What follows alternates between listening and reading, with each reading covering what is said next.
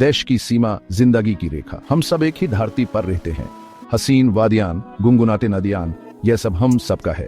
लेकिन कभी कभी ये बातें भूल जाते हैं, सीमाएं बन जाती हैं और इंसान इंसान का दुश्मन।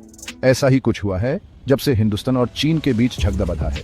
हिमालय की चोटियों पर सिपाही तैनात हैं और नीचे आम आदमी के दिल में दाढ़ और बेचैनी है।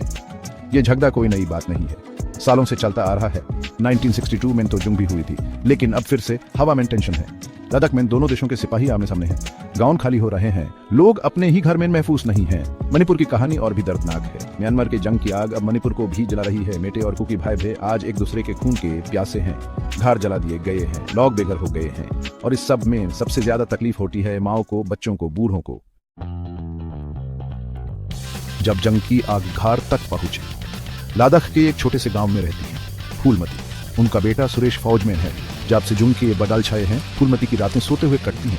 कब खबर आ जाए पता नहीं। खेती का काम छोड़कर अब बस मंदिर में दुआ करती हैं कि उनका लाल सलामत वापस आ जाए। मणिपुर में चंपा नाम की एक और माँ है, उनका घर जला दिया गया, पाटी मर गए। अब वो अपने बच्चों को लेकर जंगल में भटकती है। कभी खाना मिलता है, कभी नहीं, कभी पानी मिलता है, कभी नहीं। बस एक ही आस है कि कभी सुख से जी पाएंगे। मणिपुर की माटी आंसुओं से भीगी। मणिपुर, जिसको ज्वेलरी ऑफ इंडिया कहा जाता है, आज खुद अपने ही आंसुओं में डूब रहा है। इम्फाल की सड़कों पर खामोशी छाई है, मार्केट सुनसान है, स्कूल बैंड है, बच्चे घर में डूबे हैं। यह जंग सिर्फ जमीन की नहीं है, यह तो दिल और दिमाग की भी जंग है। नफरत की आग इतनी तेज है कि रिश्ते जलकर राख हो रहे हैं। प्यार, भाईचारा, सब कुछ भूल गए हैं लोग।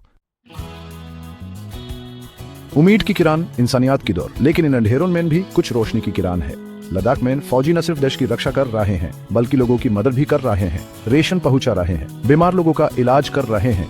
मणिपुर में भी कुछ ऐसी ही कहानियां हैं। मेटे लोग कुकी लोगों की मदद कर रहे हैं, उन्हें अपने घर में पनाह दे रहे हैं, खाना दे रहे हैं, क्योंकि इंसानियत अभी जीवित है। हमें याद रखना होगा कि जंग कभी किसी समस्या का हल नहीं होती, सिर्फ और नुकसान होता है। हमें बातचीत से, प्यार से और भाईचारे से ही आगे बढ़ना होगा, तभी हम एक बेहतर कल बना पाएंगे।